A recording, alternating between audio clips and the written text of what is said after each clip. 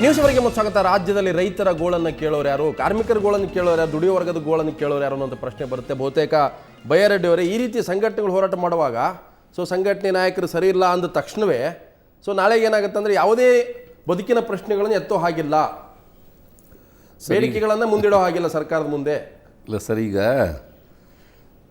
D C ಅವರು ಮಾತಾಡುವಾಗ ಭಾರಿ ಸ್ಪಷ್ಟವಾಗಿ ಹೇಳಿದ್ರು, ಕಾಂಟ್ರಾಕ್ಟ್ರುಗಳು ಪಾಪ ಅಲ್ಲಿ ಕೆಲಸ ಮಾಡೋದೇ ಕಷ್ಟ ಆಗ್ತಾ ಇದೆ, ಬರೋಕ್ಕೆ ಬಿಡ್ತಾ ಇಲ್ಲ, ಕೆಲಸ ಮಾಡೋಕ್ಕೆ ಬಿಡ್ತಾ ಇಲ್ಲ ಅಂತನ್ನೋ ರೀತಿಯಲ್ಲಿ ಹೇಳಿದ್ರು. ಅವ್ರಿಗೆ ಕಾಂಟ್ರಾಕ್ಟ್ರುಗಳ ಬಗ್ಗೆ ಅಷ್ಟೊಂದು ಅನುಕಂಪ ಇರೋದನ್ನು ನಾವು ಅಪ್ರಿಷಿಯೇಟ್ ಮಾಡೋಣ. ಬಟ್ ಅದಕ್ಕಿಂತ ಮುಖ್ಯವಾಗಿ ಕಾಂಟ್ರಾಕ್ಟ್ಗಳು ಎಷ್ಟು ಮಟ್ಟಿಗೆ ಕೆಲಸ ಮಾಡ್ತಾರೆ, ಎಷ್ಟು ದುಡ್ಡು ಖರ್ಚು ಮಾಡ್ತಾರೆ, ಎಷ್ಟು ದುಡ್ಡು ಖರ್ಚು ಮಾಡಲ್ಲ ಅನ್ನೋದ್ರ ಬಗ್ಗೆ ಜಿಲ್ಲಾ ಅಧಿಕಾರಿಗಳಾಗಿ ಸ್ವಲ್ಪ ಅವ್ರು ಗಮನ ವಹಿಸಬೇಕು. ಒಂದು, ಅವ್ರು ಭ್ರಷ್ಟಾಚಾರ ಮಾಡ್ತಾರೆ, ಅಕ್ರಮ ಮಾಡ್ತಾರೆ ಅಂತೇಳಿ ಬೇರೆ ಯಾರೋ ಪಾಲು ಕೇಳ್ತಾರೆ, ವಸೂಲಿ ಮಾಡ್ತಾರೆ ಅನ್ನೋದನ್ನು ನಾವು ಸಮರ್ಥನೆ ಮಾಡೋಕ್ಕಾಗಲ್ಲ. ಆ ರೀತಿಯಂಥ ಪ್ರಕರಣಗಳಿದ್ದಾಗ ನಿರ್ದಿಷ್ಟವಾದ ಪ್ರಕರಣಗಳ ಮೇಲೆ ಕ್ರಮ ತಗೋಬೇಕು. ಇದು ಒಂದು. ಮತ್ತು ರಾಯಚೂರು ಮಟ್ಟಿಗೆ ನಾನು ಹೇಳೋದಾದರೆ 2 ವರ್ಷಗಳ ಹಿಂದೆ ಇದೇ ಅಂಗನವಾಡಿ ವರ್ಕರ್ಸು, ಅಂಗನವಾಡಿ ನೌಕರರು ಕನಿಷ್ಠ ವೇತನಕ್ಕಾಗಿ ಹೋರಾಟ ಮಾಡಿದಾಗ, ಇದೇ ಡಿ ಸಿ ಆಫೀಸ್ ಮುಂದೆ ಹೋರಾಟ ಮಾಡಿದಾಗ, ಅಫ್ಕೋರ್ಸ್ ಡಿ ಸಿ ಇವರು ಇರಲಿಲ್ಲ, ಇನ್ನೊಬ್ಬರು ಡಿ ಸಿ ಇದ್ದರು. ಎಷ್ಟು ಅಮಾನವೀಯವಾಗಿ ಅವ್ರ ಮೇಲೆ ಲಾಠಿ ಚಾರ್ಜ್ ಆಗಿತ್ತು ಅಂದರೆ ಹೆಣ್ಣುಮಕ್ಕಳನ್ನು ಬೀದಿಯಲ್ಲಿ ಓಡಿಸ್ಕೊಂಡು ಹೊಡೆದಿದ್ರು. ಈಗ ಕೊಪ್ಪಳದಲ್ಲೂ ರೈತರು ಉದ್ಯೋಗ ಖಾತ್ರಿ ಕೂಲಿ ಕೇಳಕ್ಕೆ ಹೋದಾಗ ಅಧಿಕಾರಿಗಳು ಇಷ್ಟು ದರ್ಪದಿಂದ ಇದು ಮಾಡಿದ್ರು ಅಂತ ನನಗೇನು ಅನಿಸುತ್ತೆ ಅಂದರೆ, ಈಗ ನಾಗರಾಜ್ ಅವರು ಅರ್ಥ ಆಗ್ಬೇಕಲ್ಲ, ಅಲ್ಲ ನಾಗರಾಜ್ ಅವರು ಏನೋ ಸ್ವಲ್ಪ ಕೆಲಸ ಮಾಡ್ತಾ ಇದ್ದಾರೆ, ಒಳ್ಳೆಯವರು ಅಂತ ಒಂದು ಅಭಿಪ್ರಾಯ ಇದೆ, ಅದೇನಾದ್ರೂ ಅದು ಪಾಯಿಂಟ್ ಅಲ್ಲ. ಆದರೆ ಈ ಬ್ರಿಟಿಷ್ ಮೈಂಡ್ ಸೆಟ್ ಇದೆಯಲ್ಲ ಸರ್, ರಾಜಸತ್ತೆಯಲ್ಲಿ ಇಲ್ಲ ಅನ್ಸುತ್ತೆ. ಪ್ರಜಾಪ್ರಭುತ್ವ ವ್ಯವಸ್ಥೆಯಲ್ಲಿ ಪ್ರಜೆಗಳಿಗೆ ಮಾನ್ಯತೆ ಕೊಡಬೇಕು, ಅವರು ನಮ್ಮ ಪ್ರಭುಗಳು ಅನ್ನುವಂಥದ್ದನ್ನು ಬಿಟ್ಟು ಈ ಅಧಿಕಾರಶಾಹಿ ಪ್ರವೃತ್ತಿ, ಬ್ರಿಟಿಷ್ ಮೈಂಡ್ ಸೆಟ್ ಇದೆಯಲ್ಲ, ಇದು ಇವತ್ತು ಪ್ರಮುಖವಾಗಿ ಈ ಉನ್ನತ ಮಟ್ಟದ ಅಧಿಕಾರಿಗಳಲ್ಲಿದೆ. ಈಗ ಬೆಂಗಳೂರಲ್ಲಿ ಇವತ್ತಿಂದ 1000 ಜನ ಹೆಣ್ಮಕ್ಳು ಫ್ರೀಡಮ್ ಪಾರ್ಕಲ್ಲಿ ಬಿಸಿ ಊಟದ ಹೆಣ್ಮಕ್ಳು ಅವ್ರು ಅವ್ರ ಕೂಲಿ ಎಷ್ಟು, ಸಂಬಳ ಎಷ್ಟು, ತಿಂಗಳಿಗೆ 1000 ರೂಪಾಯಿ, 3000 ರೂಪಾಯಿ ಕೊಡಿ ಅಂತ ಕೂತಿದ್ದಾರೆ.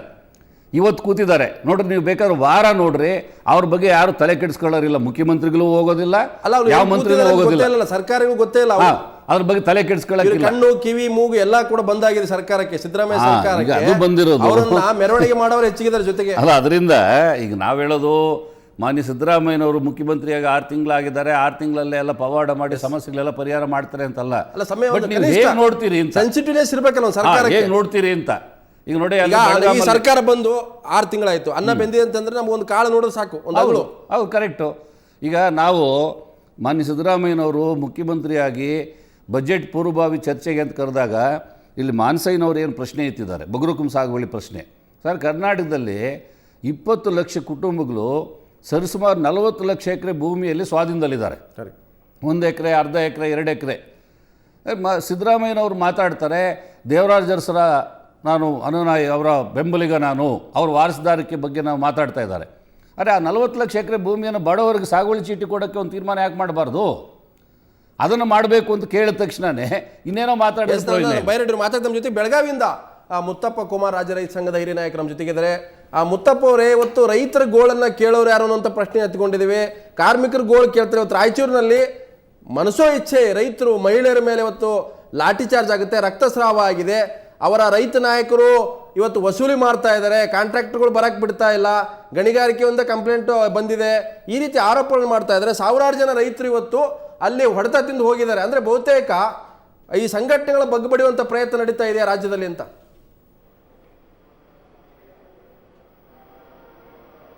ಸರ್, ಭಾಳ ವ್ಯವಸ್ಥಿತವಾಗಿ ಈ ಕೆಲಸ ಎಲ್ಲ ಮಾಡಕತ್ತಿದೆ ಸರ್ಕಾರ.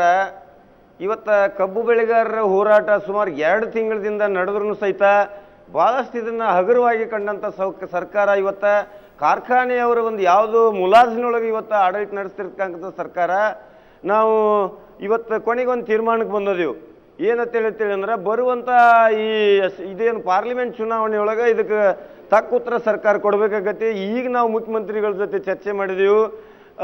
ಅಕಸ್ಮಾತ್ ಏನಾದರೂ ಇದು ಮುಂದುವರೆದದ್ದು ಆತಂತೇಳಿ ಅಂದ್ರೆ, ಇನ್ನು ನೀವು ರೈತರ ಒಂದು ಕೆಟ್ಟ ದೃಷ್ಟಿ ನಿಮ್ಮ ಮೇಲೆ ಬೀಳ್ಬೇಕಾಗತ್ತೆ, ನೀವು ತಕ್ಕ ಉತ್ತರ ನಾಳೆ ತಕ್ಕ ಬೆಲೆ ತೆತ್ತಬೇಕಾಗತ್ತೆ ಅನ್ನುವಂಥದ್ದನ್ನು ಮುಖ್ಯಮಂತ್ರಿಗಳಿಗೆ ಹೇಳಿದ್ವಿ ನಾವು. ಆದರೂ ಒಂದು ಮಾತನ್ನ ಹೇಳ್ತಾನು, ಏನಾದರೂ ಮಾಡಿ ಸರ್ಕಾರ ನಾವು 4ನೇ ತಾರೀಕು ಒಂದು ದೊಡ್ಡ ಪ್ರತಿಭಟನೆ ಹಾಕೋಬೇಕಂತೇಳಿ ವಿಚಾರ ಮಾಡಿದ್ವಿ. ಇವತ್ತೆಲ್ಲ ಕಡೆ ಪ್ರಚಾರ ನಡೆದ ಲಕ್ಷ್ಮಣ್ ಹುಗರವ್ರೆ ಒಂದು ತಮ್ಮ ಏನು ಕ್ಯಾಬಿನೆಟ್ನೊಳಗೆ ಸಂಪುಟದೊಳಗೆ ಏನಿದಾರಲ್ಲ ಆ ಸಂಪುಟದೊಳಗಿರುವಂಥ ಕಾರ್ಖಾನೆ ಮಾಲೀಕರು ಅವರು ಮೊದಲ ಸ್ಪಷ್ಟಪಡಿಸ್ಬೇಕು. ಇವತ್ತು ಏನು ಅತಂತ್ರ ಸ್ಥಿತಿ ನಿರ್ಮಾಣ ಆಗೈತಲ್ಲ, ಕಾರ್ಖಾನೆಯವರು ಇವತ್ತಿಗೂ ಸಹಿತ 2,000 ರೂಪಾಯಿ ನಮಗೆ ಕೊಡಕ್ಕೆ ಸಾಧ್ಯ ಐತೆ ಅಂತೇಳಿ ಅನ್ನುವಂಥದ್ದನ್ನ ಆ ಒಪ್ಪಿಗೆ ಪತ್ರ ತಗೊಳ್ಳುವಂಥದ್ದನ್ನು ಮೊದಲು ನಿಲ್ಲಿಸಬೇಕು. ಆಮೇಲೆ ಮುಖ್ಯಮಂತ್ರಿಗಳು ಏನು ಹೇಳಕತ್ತಿದ್ದಾರೆ, ಇವತ್ತು 2,500 ರೂಪಾಯಿ ಕಾರ್ಖಾನೆಯವರು ಕೊಡ್ತಾರೋ, ನಾವು 150 ರೂಪಾಯಿ ನಿಮ್ಗೆ ಸರ್ಕಾರದಿಂದ ನಾವು ಕೊಡ್ತೀವಿ ಪ್ರೋತ್ಸಾಹನ ತಿಳ್ಕೊಂಡು ಅನ್ನುವಂಥ ಮಾತನ್ನ ಇನ್ನೂ ಸ್ಪಷ್ಟ ಆಗಿಲ್ಲ ರೈತರಿಗೆ. ಇವತ್ತು ಇಡೀ ಕಬ್ಬು ಬೆಳೆಯುವಂಥ ಬಾಗಲಕೋಟ್, ಬಿಜಾಪುರ, ಬೆಳಗಾವಿ ಒಳಗಿರುವಂಥ ರೈತರು ಇವತ್ತು ಭಾಳಷ್ಟು ಒಂಥರ ಗೊಂದಲದೊಳಗದಾರೆ. ಮುಖ್ಯಮಂತ್ರಿಗಳು ಇದನ್ನ ಪದೇ ಪದೇ ಹೇಳಕತ್ತಿದ್ದಾರೆ, ನಾವು 25ನೇ ತಾರೀಕಿನ ದಿನ ಇಲ್ಲಿ ಮುತ್ತಿಗೆ ಹಾಕಿದ್ದೀವಿ ಇದು ಸುವರ್ಣಸೌಧ ಬೆಳಗಾವದೊಳಗೆ. ಆದರೂ ಇವತ್ತಿನ ತನಕನೂ ಸಹಿತ ನಾವು ಇದೇ ಈಗ ಮುಖ್ಯಮಂತ್ರಿ ಜೊತೆ ಚರ್ಚೆ ಮಾಡಿದೀವಿ, ಯಾವುದು ಸ್ಪಷ್ಟೀಕರಣ ಕೊಡಕ್ಕೆ ಸಾಧ್ಯ ಆಗಲ್ದು. ಒಂದು ನಿಮಿಷ, ನಾನು ಮುತ್ತಪ್ಪನವ್ರು ಮಾತಾಡ್ತೀನಿ. ಬೈರೆಡ್ಡಿ ಅವರೇ, ಇಲ್ಲಿ 2 ವಿಷಯ ಇದೆ. ಒಂದು, ಕಬ್ಬು ಬೆಳೆಗಾರ ವಿಚಾರದಲ್ಲೂ ಕೂಡ ಒಬ್ಬ ವಿಠ್ಠಲ್ ಅರ್ಬಾವೆ ಅಂತ ಹೇಳಿ ಆತ್ಮಹತ್ಯೆ ಮಾಡ್ಕೊಂಡು ಬೆಳಕ್ಕೆ ನಮ್ಮ ಪ್ರತಿಪಕ್ಷಗಳು ಕೂಡ ಏನು ಹೂವಿನಾರ ಹಿಡ್ಕೊಂಡು ಓಡಿದ್ದು ಧರಣಿ ಮಾಡಿದ್ದು, ಪ್ರೊಟೆಸ್ಟ್ ಮಾಡಿದ್ದು, ಸರ್ಕಾರ ಕೂಡ ಅಲ್ಲಿವರೆಗೆ ಕಣ್ಣು ಮುಚ್ಚಿ ಕುಳಿತಿತ್ತು. ಆಮೇಲೆ ಹೋಗಿ ಇವತ್ತು 2,650 ರೂಪಾಯಿ ಅಂತ ಹೇಳುತ್ತೆ. ಇನ್ನೊಂದು ಕಡೆ ರಾಯಚೂರಿನಲ್ಲಿ ಅದು ನಾನು ಯಾಕೆ ಈ ವಿಷಯ ಪ್ರಸ್ತಾಪ ಆಗುತ್ತೆ ಅಂತಂದರೆ, ಯಾರು ನಿಜಕ್ಕೂ ದುಡಿದು ಅನ್ನ ಕೊಡ್ತಾರೆ, ಯಾರು ಇವತ್ತು ಶ್ರಮದಿಂದ ಬದುಕ್ತಾರೆ ಅಂಥವರ ಬೇಡಿಕೆಗಳು ಬಂದಾಗ ಯಾಕೆ ಈ ನಿರ್ಲಕ್ಷ್ಯ, ಯಾಕೆ ಇವರಿಗೆ ಅಸಡ್ಡೆ? ಸರ್, ಈಗ ತಾವು ಹೇಳಿದಾಗೆ ಅನ್ನದಾತನಾದಂಥ ರೈತನ ಬಗ್ಗೆ ಚುನಾವಣಾ ಸಂದರ್ಭದಲ್ಲಿ ಎಲ್ಲರೂ ಮಾತಾಡ್ತಾರೆ. ಅಧಿಕಾರಕ್ಕೆ ಬರುವಾಗ ರೈತರ ಬಗ್ಗೆ ತುಂಬ ಕಾಳಜಿ ವ್ಯಕ್ತಪಡಿಸ್ತಾರೆ. ಅಧಿಕಾರಕ್ಕೆ ಬಂದ ಮೇಲೆ ಅವರ ನೈಜವಾದ ಸಮಸ್ಯೆಗಳನ್ನು ಪರಿಹಾರ ಮಾಡ್ತಾರೆ. ಈಗ ಒಂದು 21 ಜನ ರಾಜಕಾರಣಿಗಳಿದ್ದಾರೆ, ಎಲ್ಲ ಪಕ್ಷಗಳಲ್ಲಿ ಕಾರ್ಖಾನೆ ಮಾಲೀಕರಿದ್ದಾರೆ. ಸರ್ಕಾರ ಹೇಳುತ್ತೆ 2,650 ರೂಪಾಯಿ ಕೊಡಲೇಬೇಕು, 2,500 ನಿಗದಿ ಆಗಿದೆ, ರೈತ ಸತ್ತ ಮೇಲೆ 150 ರೂಪಾಯಿ ನಾವು ಹೆಚ್ಚಿಗೆ ಕೊಡಬೇಕಾಗುತ್ತೆ ಅಂತ ಹೇಳ್ತಾರೆ. ಉಮೇಶ್ ಕತ್ತಿ ಹೇಳ್ತಾರೆ ನಮ್ಮ ಕೈಲಿ ಆಗಲ್ಲ ಸ್ವಾಮಿ ಅಂತಾರೆ. ಮುರುಗೇಶ್ ನೀರನ್ ಹೇಳ್ತಾರೆ ನಮ್ಮ ಕೈಲಿ ಆಗಲ್ಲ ಅಂತಾರೆ. ಶಾಮನೂರು ಶಿವಶಂಕರಪ್ಪ ಹೇಳ್ತಾರೆ ನಮ್ಮ ಕೈಲಿ ಆಗಲ್ಲ ಅಂತಾರೆ. ಅದೇ ಸರ್ ಪಾಯಿಂಟ್ ಇರೋದು, ಸರ್ಕಾರನ ನಡೆಸೋರು ಯಾರು ಅನ್ನೋದು ಪ್ರಶ್ನೆ. ಈಗ ಶಾಮನೂರು ಶಿವಶಂಕರಪ್ಪನವರಿದ್ದಾರೆ, ಜಾರಕಿಹೊಳಿ ಅವರಿದ್ದಾರೆ, ಇನ್ನೊಂದು ಕಡೆ ಉಮೇಶ್ ಕತ್ತಿ ಅವರಿದ್ದಾರೆ. ಅಪೋಸಿಷನ್ ಪಾರ್ಟಿಯಲ್ಲೂ ಇವರೇ, ಗೌರ್ಮೆಂಟಲ್ಲೂ ಇವರೇ. ಇವ್ರು ಹೇಳ್ದಂಗೆ ಗೌರ್ಮೆಂಟ್ ನಡಿಬೇಕು ಅಂತ. ಈಗ ಮಾನ್ಯ ಯಡಿಯೂರಪ್ಪನವರು, ಜಗದೀಶ್ ಶೆಟ್ಟರು ಇಷ್ಟೆಲ್ಲ ಮಾತಾಡ್ತಾ ಇದ್ರು. ಒಂದು ಕಡೆ ಸಿದ್ದರಾಮಯ್ಯನವರು ಮಾತಾಡ್ತಾ ಇದ್ದಾರೆ. ಸರಿ, ಈಗ ಸರ್ಕಾರ ತೀರ್ಮಾನವನ್ನು ನಾನು ಜಾರಿ ಮಾಡೋದಿಲ್ಲ ಅಂತೇಳಿ ಒಬ್ಬ ಮಾಲೀಕ, ಫ್ಯಾಕ್ಟ್ರಿ ಮಾಲೀಕ ಹೇಳಿದ್ರೆ ಕಾನೂನು ಮೇಲೆ ನಾವು ಕ್ರಮ ತಗೊಳ್ತೇವೆ ಅಂತ ಹೇಳ್ತಾ ಇದ್ರಲ್ಲ, ಯಾಕೆ ತಗೋಬಾರ್ದು ನೀವು? ಅಲ್ಲ, SAP ಪ್ರಕಾರ ರೇಟ್ ಫಿಕ್ಸ್ ಯಾಕೆ ತಗೋಬಾರ್ದು? ಈಗ ನೋಡಿ, ಉತ್ತರ ಪ್ರದೇಶದಲ್ಲಿ ಅದೇ ಅಲ್ಲಿರೋ ರಾಜ್ಯ ಸರ್ಕಾರ ಇವತ್ತು ತೀರ್ಮಾನ ಮಾಡಿ 3,000 ರೂಪಾಯಿಗಿಂತ ಮೇಲೆ ಇವತ್ತು ಅಲ್ಲಿ ರೇಟ್ ಕೊಡ್ತಾ ಇದ್ದಾರೆ. ಕರ್ನಾಟಕದಲ್ಲಿ ಯಾಕೆ ಮಾಡೋಕ್ಕಾಗೋದಿಲ್ಲ? ಮುಲಾಯಂ ಸಿಂಗ್ ಯಾದವ್ಗೆ, ಅಖಿಲೇಶ್ ಯಾದವ್ಗೆ ರೈತರ ಪರವಾಗಿ ತೀರ್ಮಾನ ಮಾಡಿ ಅಲ್ಲಿ ಇವತ್ತು ಜಾರಿ ಮಾಡ್ಸೋಕ್ಕಾಗತ್ತೆ. ಮಾನ್ಯ ಸಿದ್ದರಾಮಯ್ಯನವ್ರಿಗೆ ಯಾಕೆ ಆಗೋದಿಲ್ಲ ಅಂತಂದರೆ, ಇವತ್ತು ಎಲ್ಲೋ ಒಂದು ಕಡೆಯಲ್ಲಿ ಸಿದ್ದರಾಮಯ್ಯನವರು ಮುಖ್ಯಮಂತ್ರಿ ಕೆಲಸ ಮಾಡೋಕ್ಕೆ ಅವ್ರ ಮಂತ್ರಿಮಂಡಲದಲ್ಲಿರೋರೇ ಕೆಲವರು ಬಿಡ್ತಾ ಇಲ್ವೇನೋ ಅನ್ನೋಂಥ ಒಂದು ಸಂದರ್ಭ ಇವತ್ತು ಬಂದಿದೆ. ನಾನು ಮುತ್ತಪ್ಪ ಅವ್ರು ನಿಮ್ಮನ್ನು ಕೇಳ್ತಾ ಇದ್ದೀನಿ. ಈಗ ತಾವು ಹೇಳ್ತಾ ಇದ್ದೀರಿ ಸರ್ಕಾರದ ಜೊತೆ ಮಾತುಕತೆ ವಿಫಲ ಆಗ್ತಾ ಇದೆ, ಎಲ್ಲೋ ಒಂದು ಕಡೆ ನಮಗೆ ಪರಿಹಾರ ಸಿಗ್ತಾ ಇಲ್ಲ ಅನ್ನೋಂಥದ್ದು. ಕಾರ್ಖಾನೆ ಮಾಲೀಕರು ಎಲ್ಲ ಪಕ್ಷಗಳಲ್ಲಿದ್ದಾರಲ್ಲ, ಎಲ್ಲ ಪಕ್ಷದಲ್ಲಿರ್ತಕ್ಕಂಥ ಮಾಲೀಕರುಗಳೇ ಇವತ್ತು ಒಂದಾಗಿದ್ದಾರೆ. ನಮ್ಮ ಕೈಲಿ ಆಗಲ್ಲ ಸ್ವಾಮಿ, ನಿಮ್ಗೆ ಕೀ ಕೊಡ್ತೀವಿ, ನೀವು ವಿಧಾನಸೌಧದಲ್ಲಿ ಬೇಕಾದರೆ ಕೌಂಟರ್ ಓಪನ್ ಮಾಡಿ ದುಡ್ಡು ಕೊಡಿ ಅಂತ ಹೇಳ್ತಾ ಇದ್ದಾರೆ. ಹಾಗಾದರೆ ಸರ್ಕಾರ ಯಾರು ಹಿತರಕ್ಷಣೆ ಮಾಡ್ತಾ ಇದೆ ಅಂತ ಸಂಶಯ ಮೂಡಾಕತೈತಿ. ನೀವೆಲ್ಲ ಹೋರಾಟಗಾರದಿರಿ, ನೀವು ರೈತ ಸಂಘದ ಚಳವಳಿಯಿಂದ ಮ್ಯಾಲೆ ಬಂದಂಥವ್ರು, ಮೊದಲಿಗೆ ಮೊದಲು ಅದನ್ನ ಮಾಡಿದವ್ರದಿರಿ.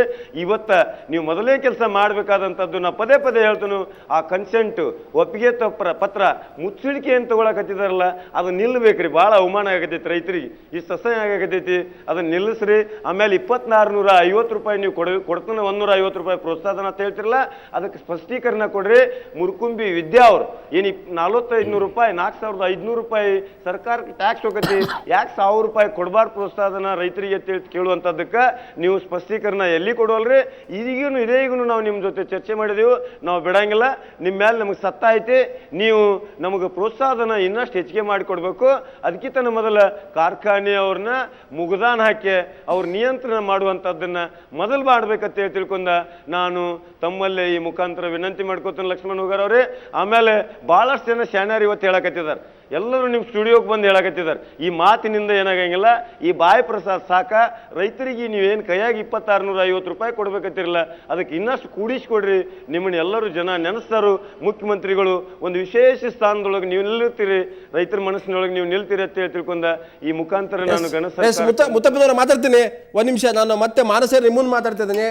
ರಾಯಚೂರು ವಿಚಾರಕ್ಕೆ ಬರೋದ್ರೆ, ನಾವು ಯಾಕೆ ಇವತ್ತು ಕಬ್ಬು ಬೆಳೆಗಾರರು ಮತ್ತು ರಾಯಚೂರು ವಿಚಾರ ತೊಗೊಂಡಿವಿ ಅಂತಂದರೆ, ರಾಜ್ಯದಲ್ಲಿ ಇವತ್ತು ಅನೇಕ ಜನ, ಇವತ್ತು ಅಂಗನವಾಡಿ ಕಾರ್ಯಕರ್ತೆಯರು, ಇವತ್ತು ಅಕ್ಷರದಾಸೋಹದ ಕಾರ್ಯಕರ್ತರು, ಇವತ್ತು ಸರ್ವೆ ಮಾಡುವಂಥವರು, ದಿನಗೂಲಿ ನೌಕರರು, ಮತ್ತೊಂದು ಕಡೆ ರಾಯಚೂರಿನಲ್ಲಿ ಅನೇಕ ಬೇಡಿಕೆಗಳು ಹೋರಾಟ ಮಾಡ್ತಾ ಇದ್ದಾರೆ. ಇವತ್ತು ಸಿದ್ದರಾಮಯ್ಯ ಸರ್ಕಾರ ಬಂದ ಮೇಲೆ ನಾವು ಈ ವರ್ಗದ ಹಿತ ಕಾಯ್ತೀನಿ ಅಂತ ಹೇಳೋ ಮೂಲಕ ಚುನಾವಣೆಗೆ ಬೇಕಾದಂಥ ಘೋಷಣೆಗಳನ್ನು ಮಾತ್ರ ತಲೆ ಕೆಡಿಸ್ಕೊಳ್ತಾ ಇದ್ದಾರೆ. ನಿಜಕ್ಕೂ ಕೂಡ ಯಾವ ದುಡಿಯೋ ವರ್ಗ ಇದೆ ಅವರ ಬೇಡಿಕೆಗಳು, ಅವರ ನೆಮ್ಮದಿ ಜೀವನ ಮಾಡಲಿಕ್ಕೆ ಬೇಕಾದಂಥ ವ್ಯವಸ್ಥೆಗಳಾಗಲಿ, ಬೇಡಿಕೆಗಳನ್ನು ಈಡೇರಿಸೋದ್ರ ಬಗ್ಗೆ ಯಾಕೆ ಈ ಸರ್ಕಾರ ಕೈಗೊಳ್ತಾ ಇಲ್ಲ ಕ್ರಮಗಳನ್ನು? ಮತ್ತೊಂದು ಕಡೆ ನಿಮಗೆ ಜಿಲ್ಲಾಧಿಕಾರಿ ಹೇಳ್ತಾರೆ ಇವರು ಕಾಂಟ್ರಾಕ್ಟರ್ ಬರಕ್ಕೆ ಬಿಡ್ತಾ ಇಲ್ಲ, ಮಾನಸರ ಮೇಲೆ ಅನೇಕ ನಮ್ಮಲ್ಲಿ ಮಾಹಿತಿಗಳು ಬಂದಿದ್ದಾವೆ, ಇವರು ಯಾವ ರೀತಿ ವಸೂಲು ಮಾಡಿದ್ದಾರೆ ಅಂತ ಹೇಳ್ಬಿಟ್ಟು. ಸೊ ನೀವು ಅಲ್ಲಿಯ ರೈತರನ್ನೇ ಎತ್ಕಡ್ತಾ ಇದ್ದೀರೋ ಅಂತ ಗಂಭೀರ ಆರೋಪ ಬರ್ತಾ ಇದೆ. ಸೊ ಲಕ್ಷ್ಮಣ್ ಹೂಗಾರ್ ಅವರೇ, ಜಿಲ್ಲಾಧಿಕಾರಿಗಳು ಏನು ಹೇಳ್ತಾ ಇದ್ದಾರಲ್ವಾ, ಆ ಚರ್ಚೆ ಅದರ ಬಗ್ಗೆ ಹೆಚ್ಚು ತಲೆ ಕೆಡಿಸ್ಕೊಳ್ಳೋದು ಅವಶ್ಯಕತೆ ಇಲ್ಲ. ನಾನು ಈಗಾಗಲೇ ಮೀಡಿಯಾ ಕೇಳಿದ್ದೀನಿ, ಒಂದು ರೈತ ಸಂಘಟನೆ ಹೆಸರಲ್ಲಿ ಕೆಲವು ಮುಖಂಡರು ಅಕ್ರಮ ವಸೂಲಿಯಲ್ಲಿ ತೊಡಗಿದ್ರೆ, ಹಫ್ತಾ ವಸೂಲಿಯಲ್ಲಿ ತೊಡಗಿದ್ರೆ, ಅಂಥದ್ದೊಂದು ಮಾಹಿತಿ ನಿಮಗಿದ್ರೆ ನೀವು ಜಿಲ್ಲಾಧಿಕಾರಿಗಳು ಮತ್ತು ಜಿಲ್ಲಾ ದಂಡಾಧಿಕಾರಿಗಳು ಯಾಕೆ ಪ್ರಕರಣ ದಾಖಲಿಸಲಿಲ್ಲ? ಇವತ್ತು ದಾಖಲಿಸಿ, ಧೈರ್ಯ ಇದ್ರೆ, ದಮ್ಮಿದ್ರೆ, ತಾಕತ್ತಿದ್ರೆ ಅಂತ. ಪ್ರಶ್ನೆ ಏನಂದ್ರೆ, ಭ್ರಷ್ಟಾಚಾರ ವಿರೋಧಿ ಹೋರಾಟವನ್ನೇ ಭ್ರಷ್ಟಗೊಳಿಸುವಂತ ಪರಿ ಇದು ಅಂತ. ಹಾಗಾಗಿ ಅವರು ರೈತ ಹೋರಾಟವನ್ನು ಕುಬ್ಜೆಗೊಳಿಸಲಿಕ್ಕೆ, ವ್ಯಕ್ತಿ ಮಟ್ಟಕ್ಕೆ ಇಳಿಸಲಿಕ್ಕೆ ನೋಡ್ತಾ ಇದ್ದಾರೆ ಅಂತ. ಸೊ DC ನಾಗರಾಜ್ ಅವರನ್ನ ರಾಜ್ಯ ಸರ್ಕಾರದ ಪ್ರತಿನಿಧಿ ಅಂತ ನಾವು ಭಾವಿಸ್ತೀವಿ ಅಂತ. ರಾಜ್ಯ ಸರ್ಕಾರ, ಸಿದ್ದರಾಮಯ್ಯ ಸರ್ಕಾರ ಇಡೀ ರಾಜ್ಯದಲ್ಲಿ ಎಲ್ಲರ ಹಿತವನ್ನು ಕಾಪಾಡ್ತಿಲ್ಲ. ಇದು ನನ್ನ ಸ್ಪಷ್ಟವಾದ ಅಭಿಪ್ರಾಯ, ಸರಿಯಾಗಿ ಕೇಳ್ಕೊಳ್ಳಿ ಅಂತ. ಎಲ್ಲರ ಸರ್ಕಾರ ಅಂತ ಹೇಳೋದು ಒಂದು ಫಿಲಾಸಫಿ, ಇದು ನ್ಯಾಚುರಲ್ ಫಿಲಾಸಫಿ ಅಲ್ಲ. ಸ್ಪಷ್ಟವಾಗ್ತಿರೋದೇನೆಂದ್ರೆ, ಕರ್ನಾಟಕದಲ್ಲಿ 1 ರೂಪಾಯಿಗೆ 3 ರೂಪಾಯಿ ಕೊಟ್ಟು 1 ಕೆಜಿ ಅಕ್ಕಿಯನ್ನು ಖರೀದಿ ಮಾಡಲಾರದಂತ ದುರ್ಬಲರ ಸಂಖ್ಯೆ 4 ಕೋಟಿಯಷ್ಟು ಅಂತೇಳಿ ಸಾಬೀತು ಮಾಡಿದಂತ ಸರ್ಕಾರ ಇದು. ಸೊ ಇದು ಜಮೀನ್ದಾರರ ಸರ್ಕಾರ, ಅಂದ್ರೆ ಭೂಮಾಲಕರ ಸರ್ಕಾರ, ಬಂಡವಾಳಗಾರ ಸರ್ಕಾರ, ಕಾರ್ಪೊರೇಟ್ ಸರ್ಕಾರ, ಮಲ್ಟಿನ್ಯಾಷನಲ್ ಕಂಪನಿಗಳ ಸರ್ಕಾರ. ಯಾಕಂದ್ರೆ ಇಲ್ಲಿ ನಾವು ಒಂದೇ ಉದಾಹರಣೆ ಇಟ್ಕೊಳ್ಳಿಕ್ಕೆ ಇಷ್ಟಪಡ್ತೀನಿ. ಸೊ ಈಗಾಗಲೇ ಬೈರೆಡ್ಡಿ ಅವರು ಕೂಡ ಬಹಳ ಚಂದಾಗಿ ಅದ್ರ ಬಗ್ಗೆ ಎಕ್ಸ್ಪ್ಲೇನ್ ಮಾಡಿದ್ದಾರೆ. ಕರ್ನಾಟಕದಲ್ಲಿ 18 ರಿಂದ 20 ಲಕ್ಷ ಜನ ಬಗರುಕುಂ ಸಾಗುವಳಿದಾರರು ಇದ್ದಾರೆ. 15-20 ವರ್ಷ 30 ವರ್ಷದಿಂದ ಸಾಗುವಳಿ ಮಾಡ್ತಾ ಇದ್ದಾರೆ. ಸರ್ಕಾರಿ ಗೈರೇಣು, ಸರ್ಕಾರಿ ಸಿಎ ಮತ್ತು ಡಿ ಲ್ಯಾಂಡ್ ಸಾಗುವಳಿ ಮಾಡ್ತಿದ್ದಾರೆ. 2 ಎಕರೆ ಭೂಮಿಗೆ ಪಟ್ಟ ಕೊಡಕ್ ಆಗ್ತಾ ಇಲ್ಲ. ಆಮೇಲೆ ದೇವರಾಜ್ ಅರಸ್ ಕಾಲಕ್ಕೇನು ಸೋಕಾಲ್ಡ್ ರಿಫಾರ್ಮ್ಸ್ ತಂದ್ರು, ಲ್ಯಾಂಡ್ ರಿಫಾರ್ಮ್ಸ್. ಆ ಮೂಲಕ ಸಿಕ್ಕ ಭೂಮಿ ಪ್ರಮಾಣ ಎಷ್ಟು? 2,40,000 ಎಕರೆ ಭೂಮಿನ ಮಾತ್ರ ಕರ್ನಾಟಕದಲ್ಲಿ ಹಂಚಿದ್ದು. ಬಟ್ ಪ್ರಾಕ್ಟಿಕಲಿ ಸಾಗುವಳಿಲಿರೋದು 1 ಲಕ್ಷಕ್ಕೂ ಮೇಲ್ಪಟ್ಟು ಇಲ್ಲ. ಹಾಗಾಗಿ ನಾವು ಕೇಳುವಂತ ನೇರವಾದ ಪ್ರಶ್ನೆ ಏನಂದ್ರೆ, ಭೂಮಿ ಅಂತ ಏನು ಹೋರಾಟಕ್ಕೆ ಯಾರು ಮುಂದಾಗ್ತಾರೋ ಅವ್ರನ್ನ ಭೂಮಿಯಲ್ಲಿ ತುಳಿದಾಕುವಂತ ವೈಖರಿ ಸರ್ಕಾರದ್ದಾಗಿದೆ. ಹಾಗಾಗಿ ಇದು ಎಲ್ಲರ ಸರ್ಕಾರ ಅಲ್ಲ, ಬಂಡವಾಳಗಾರರ ಭೂಮಾಲಕ ವರ್ಗದ ಸರ್ಕಾರ, ಸಿದ್ದರಾಮಯ್ಯನವರ ಸರ್ಕಾರ ಅಲ್ಲ ಇದು. ಸಿದ್ದರಾಮಯ್ಯ ಆಕ್ಚುಲಿ ಕರ್ನಾಟಕದ ದೊಡ್ಡ ದೊಡ್ಡ ಭೂಮಾಲಕರ ಕೈಗೊಂಬೆ, ಕರ್ನಾಟಕದ ದೊಡ್ಡ ದೊಡ್ಡ ಬಹುರಾಷ್ಟ್ರ ಕಂಪನಿಗಳ ಕೈಗೊಂಬೆ, ಕರ್ನಾಟಕದ ದೊಡ್ಡ ದೊಡ್ಡ ಕಾಂಟ್ರಾಕ್ಟರ್ಗಳ ಕೈಗೊಂಬೆ. ಜಸ್ಟ್ ಪಪ್ಪೆಟ್ ಆಕ್ಚುಲಿ ನಾನು ಹೇಳ್ಬೇಕಂದ್ರೆ. ಅದಕ್ಕೆ ನೀವು ಅನ್ನಭಾಗ್ಯ, ಆಮೇಲೆ ನೀರು ಭಾಗ್ಯ, ಹಾಲು ಭಾಗ್ಯ ಅಂತ ಹೇಳಿದ್ಮೇಲೆ ಭೂಮಿ ಭಾಗ್ಯನ ಯಾಕೆ ಕೊಡಬಾರ್ದಾಗಿತ್ತು? ಯಾಕೆ ಆಕ್ಚುಲಿ ಭೂಮಿ ವಿತರಣೆ ಮಾಡಲಿಕ್ಕೆ ಸಾಧ್ಯ ಆಗ್ತಿಲ್ಲ? ಕರ್ನಾಟಕದಲ್ಲಿ 3,40,00,000 ಭೂಮಿ ಒಡೆಯ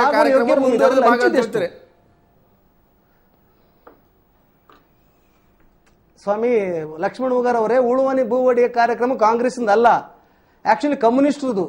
1967ರಲ್ಲಿ ಏನು ನಕ್ಸಲ್ ಬರಲ್ಲಿ ಹೋರಾಟ ಆಯಿತು, ಅವ್ರು ಎತ್ತಿದ್ದು ಉಳುವನೆ ಭೂ ಒಡೆಯ ಅಂತೇಳಿ.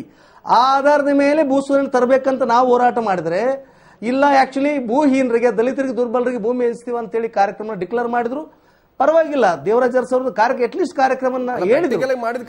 ಆದ್ರೆ ದೇವರಾಜ್ ಅರಸ್ ಅವರ ಹೆಸರಲ್ಲಿ, ಹಿಂದುಳಿದ ವರ್ಗದ ಹೆಸರಲ್ಲಿ, ದಲಿತರ ಹೆಸರಲ್ಲಿ, ದುರ್ಬಲರ ಹೆಸರಲ್ಲಿ ಸಿದ್ದರಾಮಯ್ಯನ ಆಡಳಿತ ಮಾಡ್ತಾ ಇದ್ದಾರೆ. ಇದು ಸಮಸ್ತ ದಲಿತ ವಿರೋಧಿ, ಹಿಂದುಳಿದ ವರ್ಗದ ವಿರೋಧಿ, ರೈತ ವಿರೋಧಿ ಆಡಳಿತ. ಯಾಕಂದ್ರೆ ಸಿದ್ದರಾಮಯ್ಯನವರ ಸ್ವಂತ ಆಡಳಿತ ಅಲ್ಲ ಇದು. ನಾವು ನೇರವಾಗಿ ಕೇಳೋದು, ನಾವು ಸ್ಪಷ್ಟವಾಗಿ ಸಿದ್ದರಾಮಯ್ಯನವರು ಡೈರೆಕ್ಟ್ ಆಗಿ ಮಾತಾಡಲಿಕ್ಕೆ ಮತ್ತೆ ಮುಂದೆ ಚರ್ಚೆ ಮಾಡ್ತೀನಿ. ಬೈರೆಡ್ಡಿ ಜೊತೆಗೆ, ಮುತ್ತಾಪುರ ನಿಮ್ಮ ಜೊತೆಗೆ ಒಂದು ಬ್ರೇಕ್ ತಗೋಬೇಕಾಗುತ್ತೆ. ಸೊ ಅದಕ್ಕಿಂತ ಮೊದಲು ಒಂದು ಬ್ರೇಕ್.